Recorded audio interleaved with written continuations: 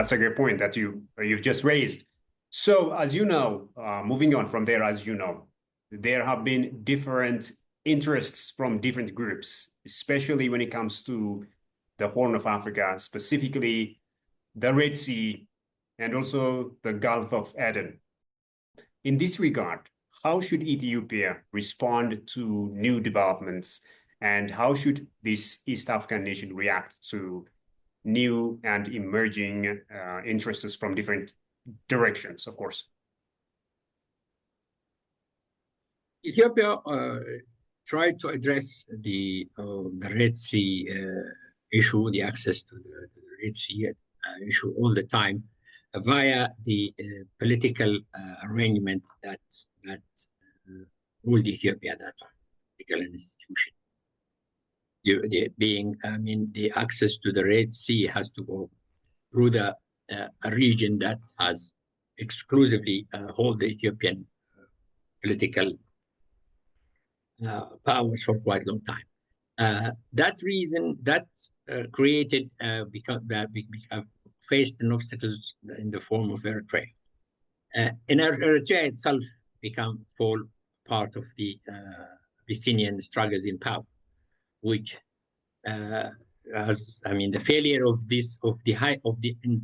elites of that part that was privileged at a certain time by being the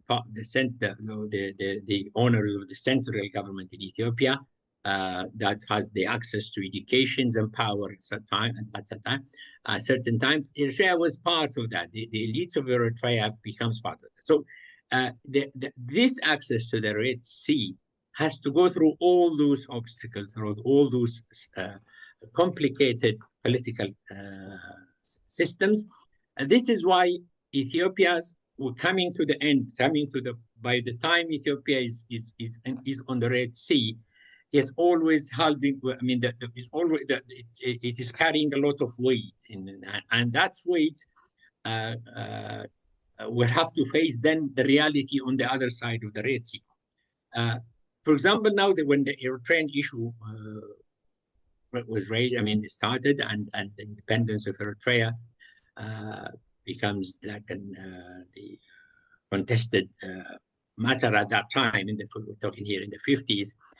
Some in the region saw the emerging of Eritrea as what we can call a pillow state.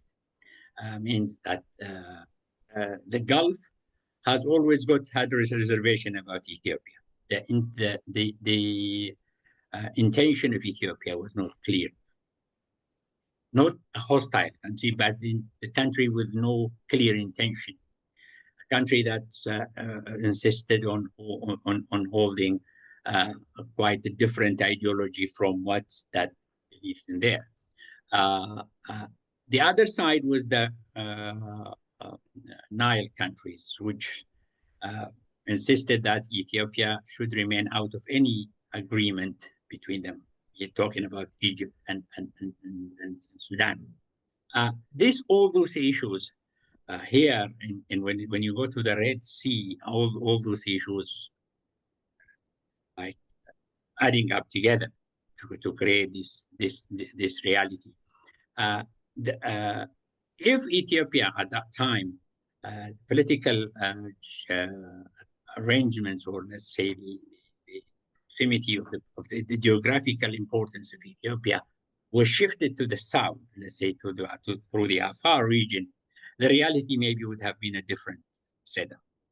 For the Afar, the Gulf, the Arabs cannot see the Afar as being a hostile group or ethnic group to them. In fact, they can be more close strategic partner than Yemen. Yemen having a lot of border conflict issue, unresolved issue.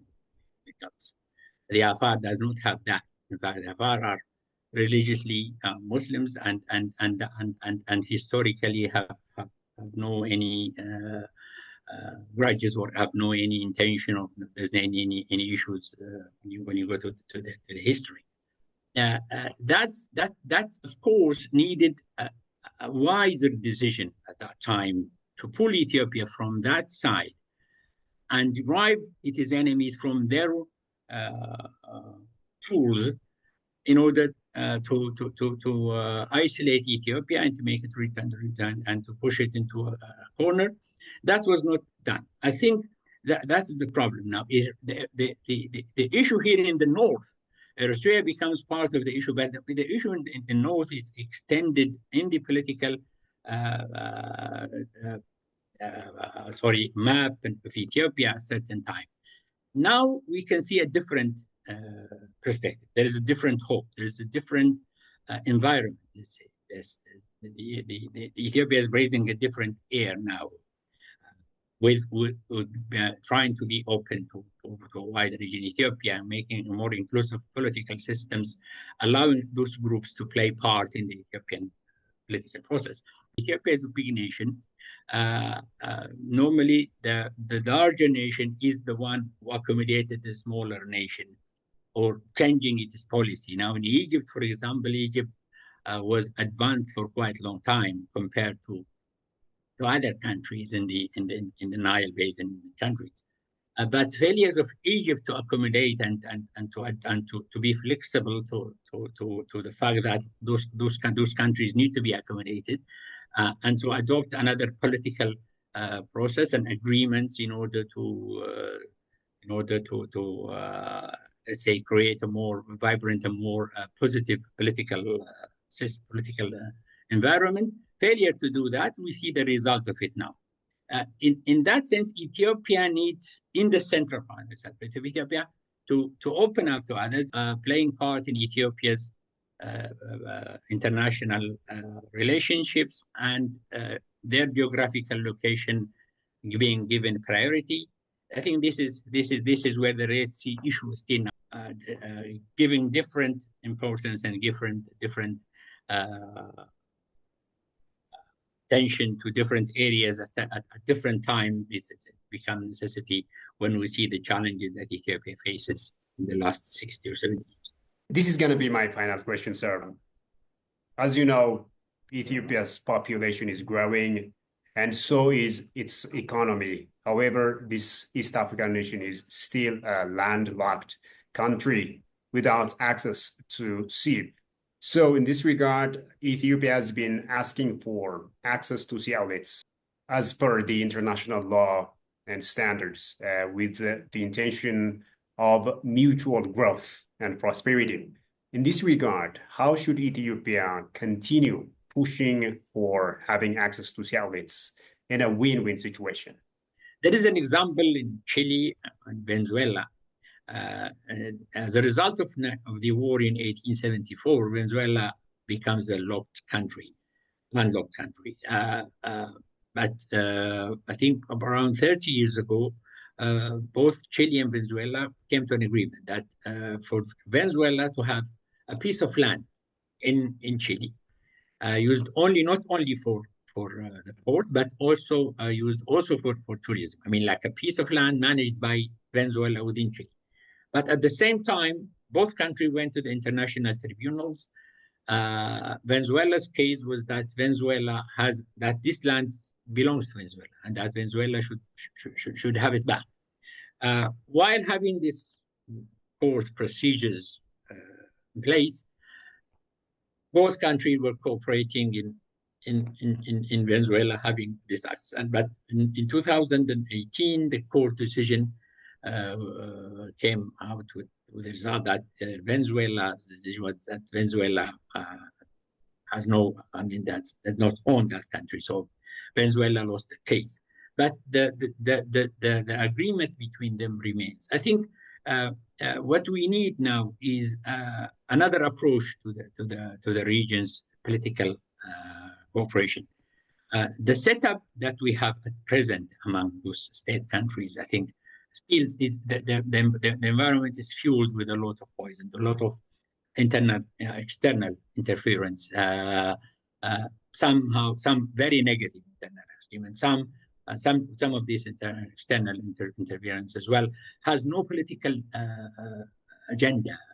For example, now if the reason why Eritrea was cooperate with Egypt, if it is based on Eritrea's need for development, based on economical interest, that can be understandable. I mean, the reason is because a lot of the decisions was taken in the back of and the pure interest to certain groups, or in fact certain government or individuals, not a political. So the lack of political ambitions and the interest for development among those nations is what is creating the problem. So I think another environment needs to be created. The ground is still not suitable for such. I think my advice would be, what I can see, that there is a tribal influence among them. Still, a large part of this relation still pay a lot of respect or allegiance to tribal relationship. We have tribes in Ethiopia with a large number of Somali tribes who are also big. I mean, one of the big parties in Mogadishu. There's a big party in Hargeisa. So those parties, the individuals of these parties, influential people of those parties, should be really engaged. So the political engagement, the political of engaging others in the region has lacked a lot of policy. I mean, there was no intention, there was no any setup, there was no any philosophy on how these things go. So we need to work on that. Other countries use these tribal links among groups that lives in the two sides of the border in order to create a smoother ground. And then after creating this smoother ground, then you can build on it. So there is a need for that. Ethiopia is known as being a very tolerant culture. Is a very tolerant culture. In the West, what Basel the West a lot is that how come this culture of tolerance, when it comes to conflict, is lacking the ground for a dialogue. That's a very puzzling situation. Historically, Ethiopia has accommodated Christianity, Islam, Judaism, and all the followers of all those has found refuge in Ethiopia, peace. So I think it is a process. Part of this process is going to be achieved via the conflict that is going on in the region, that is prone to change the political map of the region, such as in Sudan. Also, the fact that in the south, in Ethiopia, also groups are now more capable to stand for their own right and become more engaged and have more share in the political system of Ethiopia. So all those situations, I think, also will lead to that. But I hope the political process by then will be ready to accommodate all this. What has come about this results out of that will also allow the political leadership in Ethiopia to realize those and to use them and utilize them in the political process. Ali Hindi, Horn of African Affairs Analyst, many thanks for your insightful ideas and, of course, for your time. I really, really appreciate it. Thank you. Well, ladies and gentlemen, with that, we come to the end of today's program. Many thanks to you as well for having been with us so far. And until I see you next time with yet another program, it's a goodbye from me.